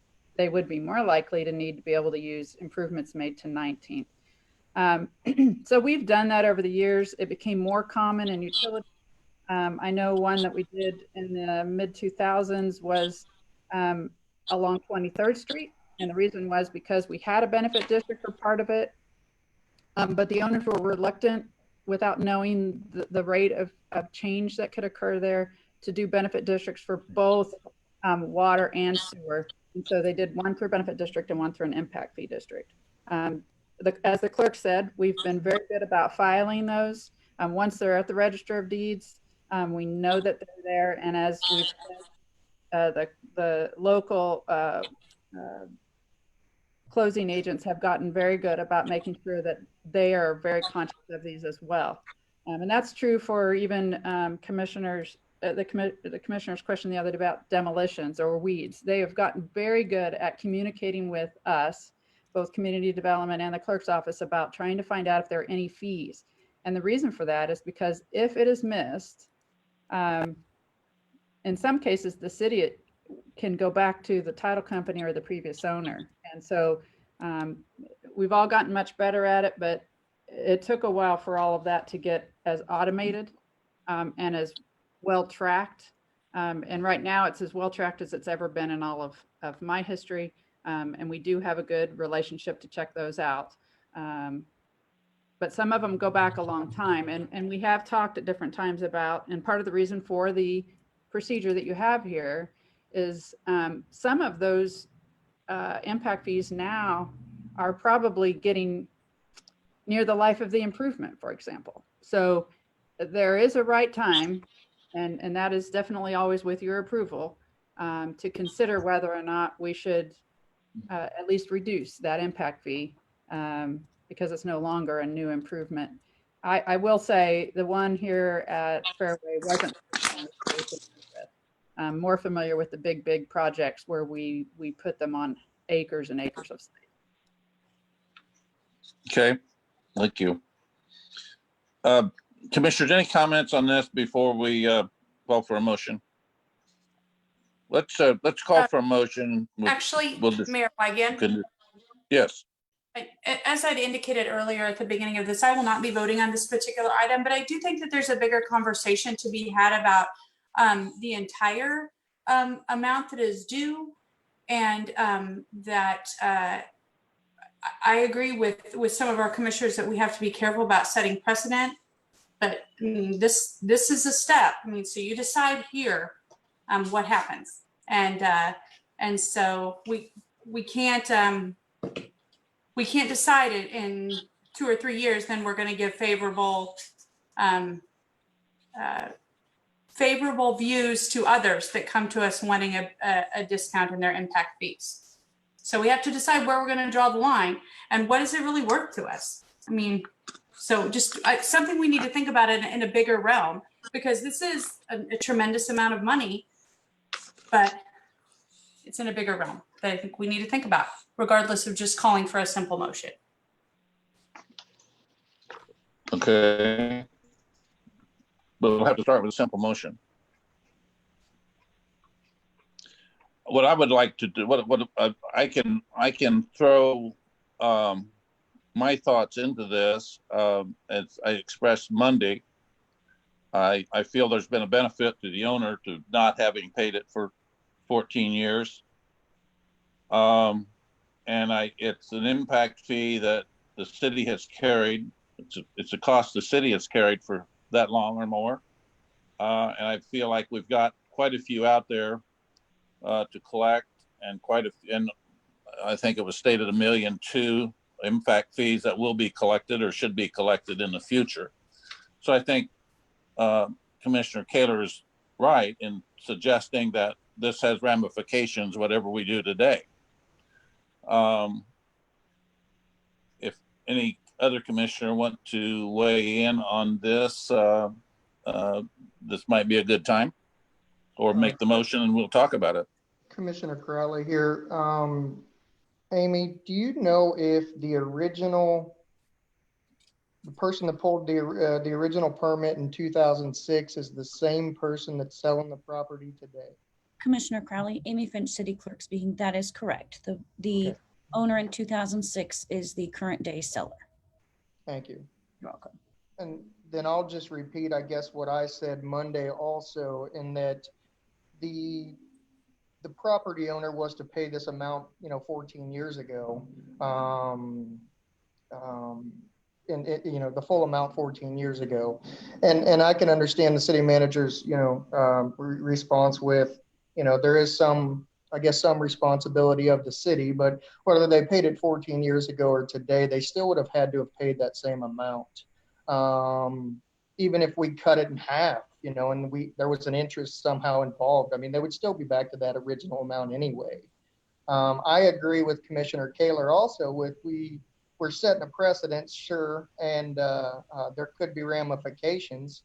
But as Community Development Director Wendy Lee said, some of those will probably be eliminated by the commission's choice, albeit at that time, just due to the age of those, those projects that those were subject to.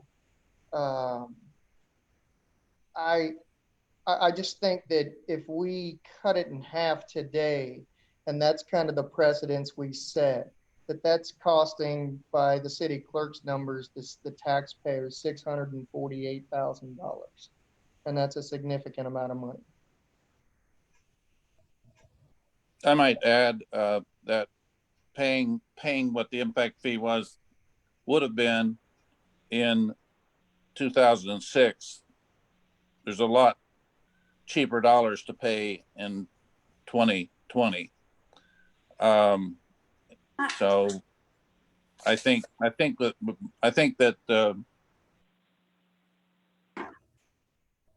that there's danger here in reducing that impact fee.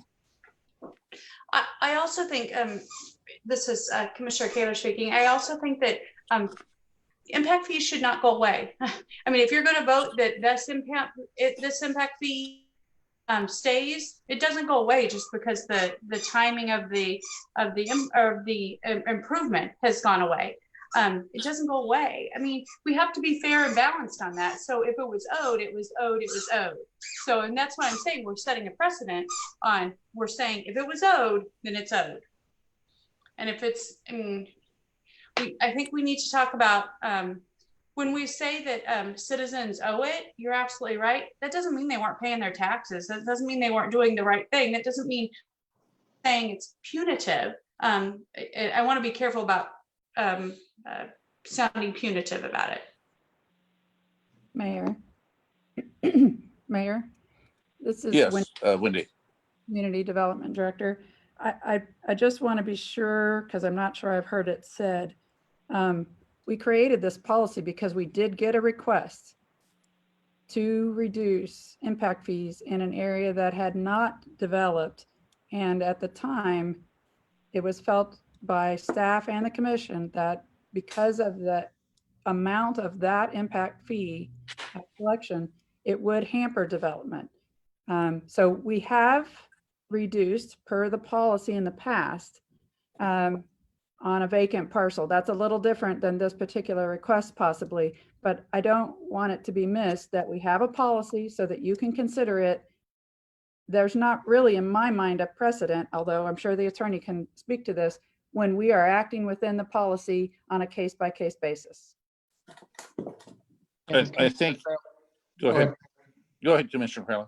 Real quick, and Commissioner Crowley, that's how I feel, Wendy. We're talking about the same owner, whether it's 06 or 2020. Whereas if we were, to sell or have a new developer come in to purchase that property, to me, it's a different, it's not the same owner. So that, in my mind, my feeling, that's how I feel there's a difference there.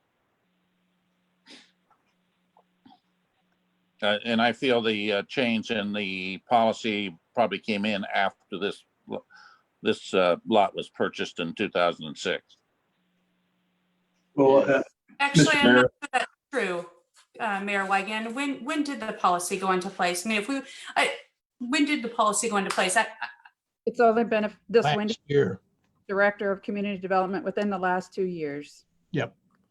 I think it was and the city clerk can tell us the exact date, but I believe we did that last year. And we implemented the policy because we were going to reduce somebody's impact fees, correct?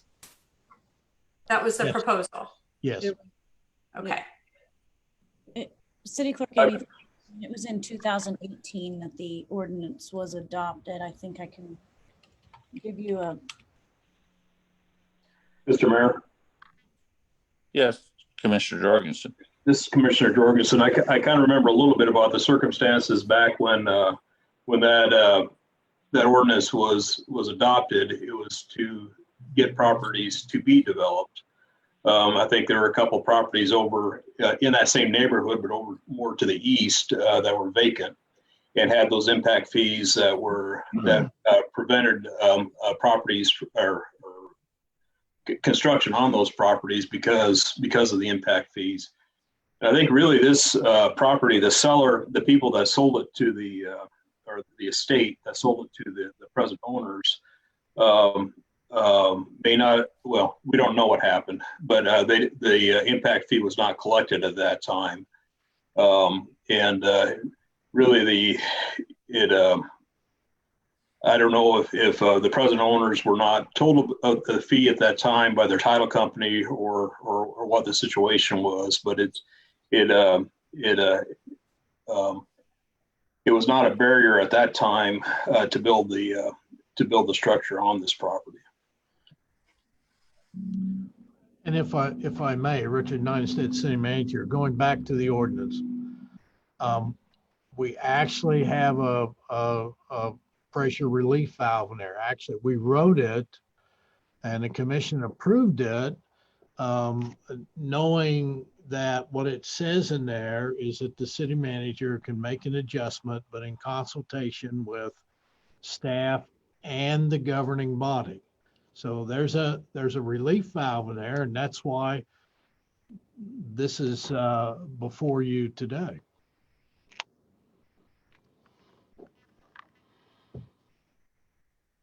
Okay. And I do believe, and Amy can, I think Amy, the city clerk, mentioned this in a previous discussion this week, but I do believe that the seller did acknowledge perhaps he had some memory of that years ago. Richard, City Clerk Amy Finch speaking. The title company that I visited with actually confirmed in looking back at the closing documents from 2006 that it was listed as an exception on the closing documents and a subsequent transaction on a refinance, I believe. As an exception, meaning to be paid, or? The local title companies handled those a little bit different. I'm City Clerk Amy Finch speaking. Sometimes one title company lists them as an exception, which means they do not collect it, but they're noting it. The other title company lists it as a requirement, and they do collect that at the time of closing if it's still unpaid, and then they remit payment to the city, and the clerk's office then files a release with the Register of Deeds. Okay, so it did show up as noted by the buyer at that time as something that would or could or should be collected. Mr. True. Clerk Amy Finch speaking. Yep. I understand. Okay. Okay. I would entertain a motion.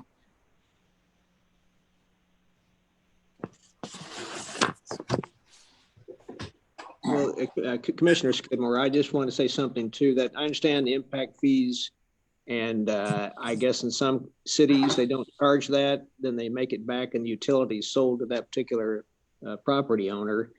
With our margins being so slim, it would take a long time for that to be paid back with that impact fee. And so I'll go ahead and make the motion that we deny this reduction in impact fee on item number 13.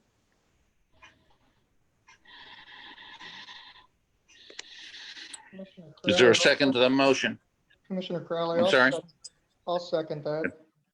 Okay, it's been moved and seconded that we deny the reduction of the impact fee. Any discussion, any further discussion? If there being none, I call for the vote. How do you vote, Commissioner Kaler? She can't I vote. abstain. Commissioner Crowley? Yeah. Commissioner Skidmore? Yes. Commissioner Jorgensen? Yes. Mayor Wygand? And I vote yes too. Motion carries. Thank you. Good discussion. Okay, we got requests to allow a beer garden at Audubon Municipal Auditorium event.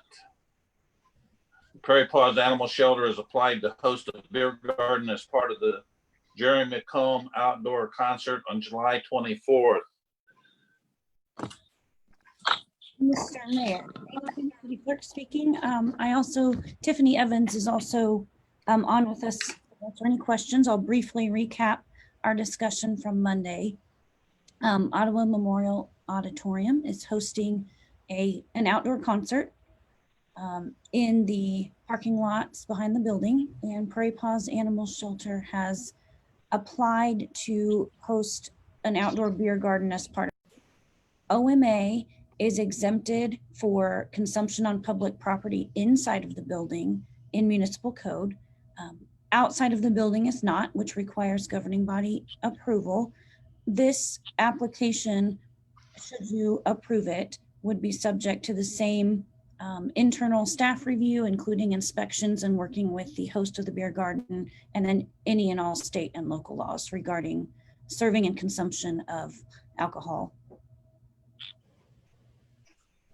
Okay, is that the entire, I can't tell where section 1 and section 2 are on this map. I'm not seeing that, but is that most of that parking lot?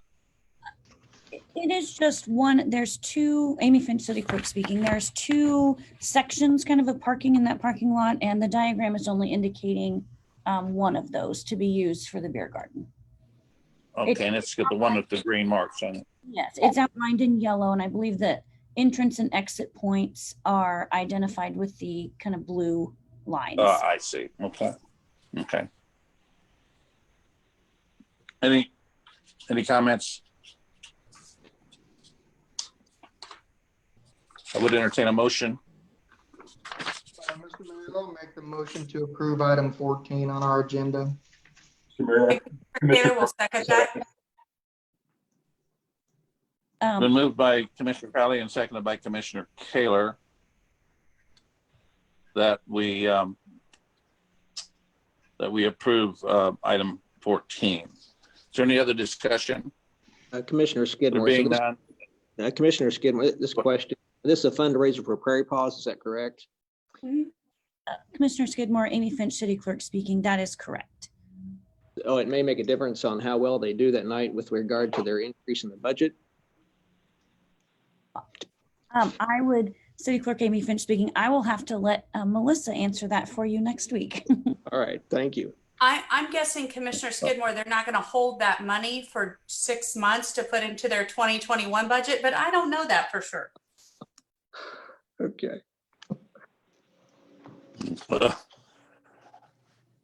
Okay.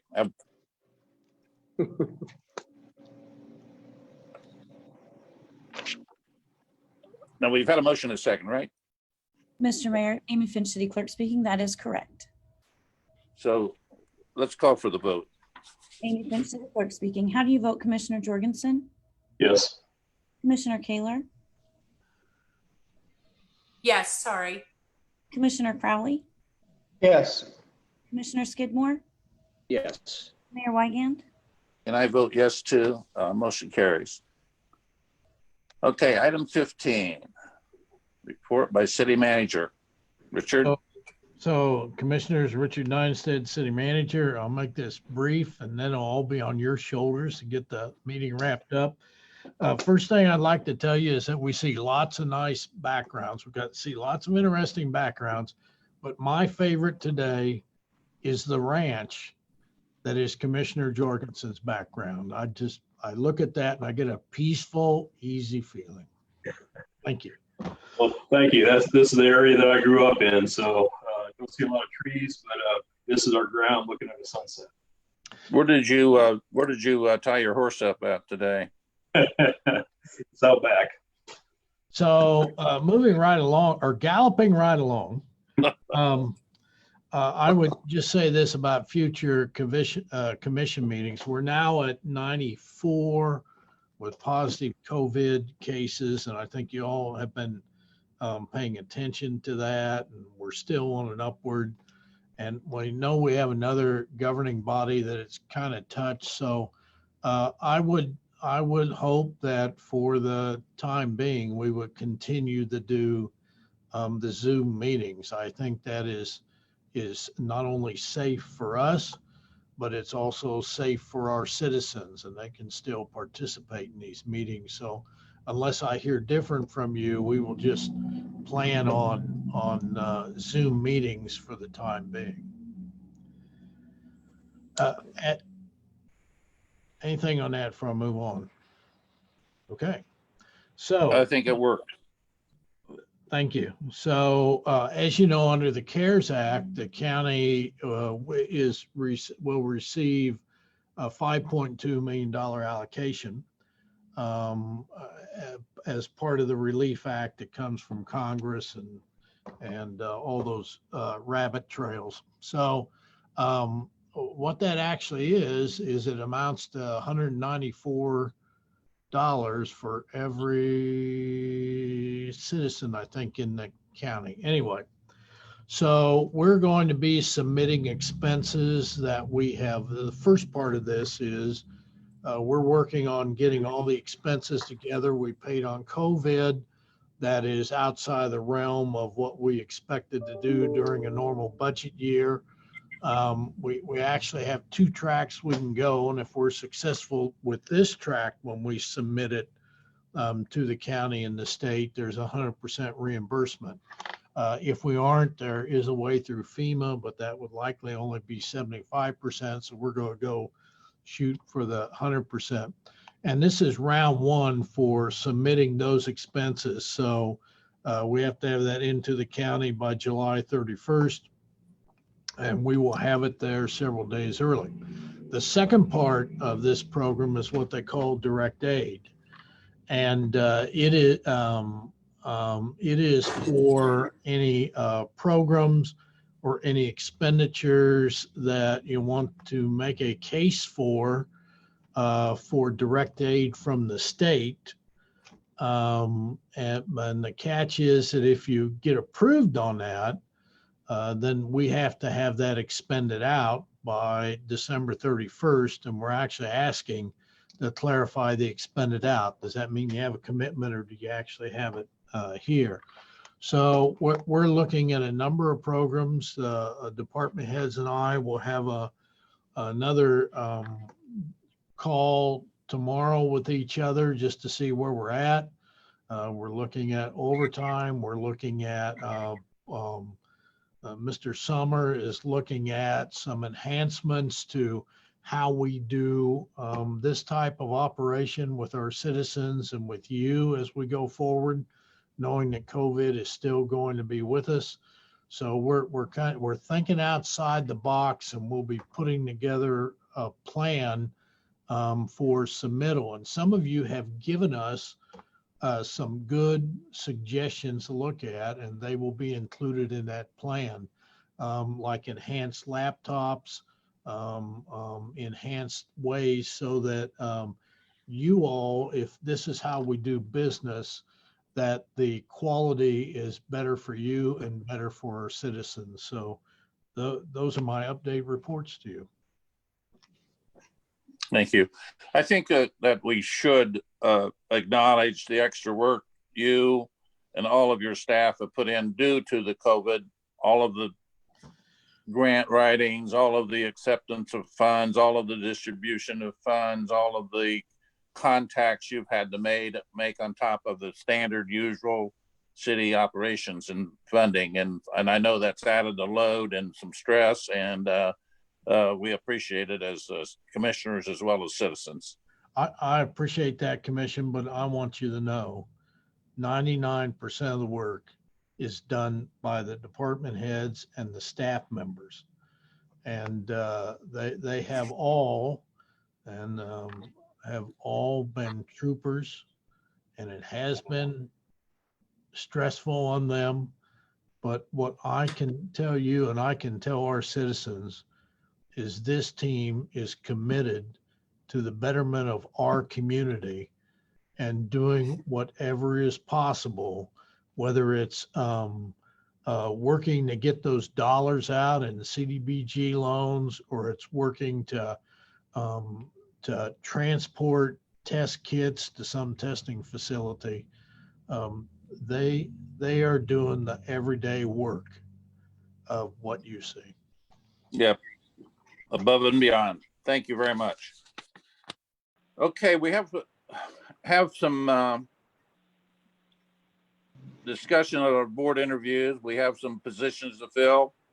We've got one position and one applicant for that position at the Accessibility Advisors Board, one position and one applicant for the Library Board, one applicant and one position for the OMA Advisory Board, and one for the ORC Board Representative. We have one opening and one deal. On the Planning Commission, we have one opening. This is where the tough decision is going to be. One opening and two applicants, very well qualified applicants.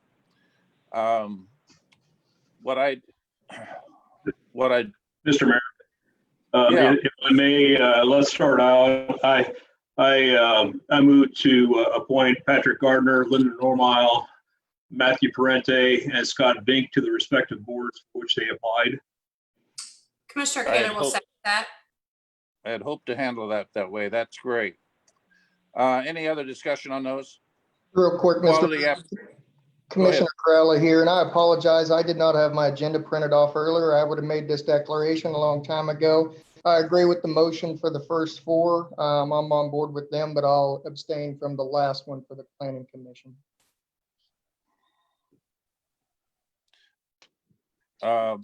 Okay. Let's call for the vote on the motion in the second. City Clerk Amy Fink speaking. How do you vote, Commissioner Kaler? Yes. Commissioner Jorgensen? Yes. Commissioner Skidmore? Yes. Commissioner Crowley? Yes. Mayor Weigand? And I vote yes too. Motion carried, and congratulations to those. Now we have a decision to make among the four of us anyway. We have Deanna Starsnick, Dean, and Bill Crowley, both well qualified. Is there a motion or other discussion? Well, this is Commissioner Skidmore. Do we just want to each name one and vote yes or no, rather than nominate one and vote that way? How you want to do that?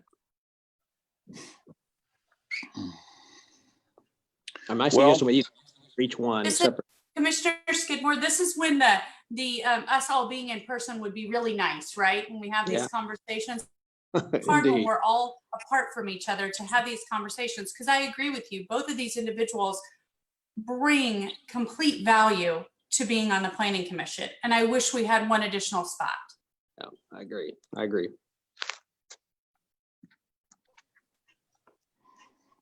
You can look at it this way. And we did get the names of the other planning commissioners. Deanna brings the historic perspective, the heart of preservation, to align also though with the new construction and where the direction of the city may be going. Bill Crowley, he brings development experience. He brings past experience on the Planning Commission board. Been a lifelong citizen. Has invested here. Has a business here. Is also aware and has worked with restoring buildings as well as new construction.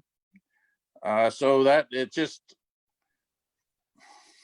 just a tough decision here, but we got to make it.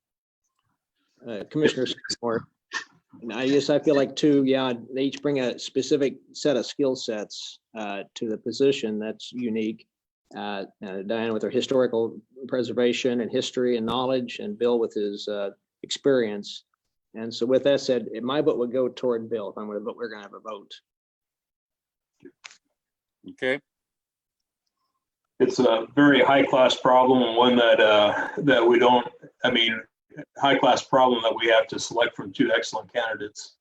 And and looking at the dynamics of the other board members, I think I would agree with Mike that Bill is probably would fill out the board the way I'd like to see it.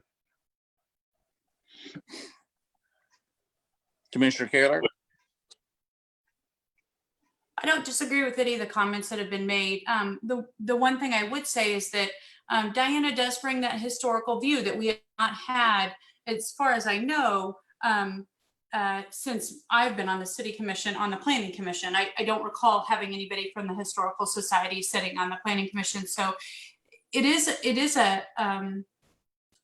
the thought of having kind of that fresh, those fresh eyes and being able to see it from a historical perspective, knowing full well that, I mean, I know Diana personally, and I don't think she would hamper growth just for the history of our city. But I do think that her point of view certainly is of great value to the Planning Commission. I will certainly yield to the thoughts of the Planning Commission, because the reality of it is that I could argue absolutely both of them all day and all night. And I think they'd both be great. And I wish we, like I said, had an additional spot. I'm sure we'll have openings in the future for either of them. So did you, did I hear correctly? You're going to go with Mayor Wigan, I will wait for a motion and a second, and then we'll move forward. Okay, I thought we were going to do this individually. So let's go with down the line in our comments on who we were favoring. And Commissioner Skidmore and Commissioner Jorgensen has already favored Mr. Crowley.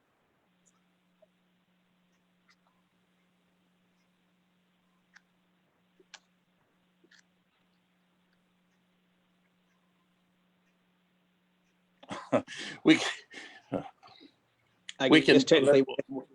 can go back. We can go back and there could be a motion and a second on this, and then we can vote. If that reluctance to what we're doing, I have my opinion also. Mr. Mayor, what is your opinion? My opinion is that I'm going to line up with you. I think and that's persuaded by the makeup of the present board. I think Bill adds the dimension we need to that board.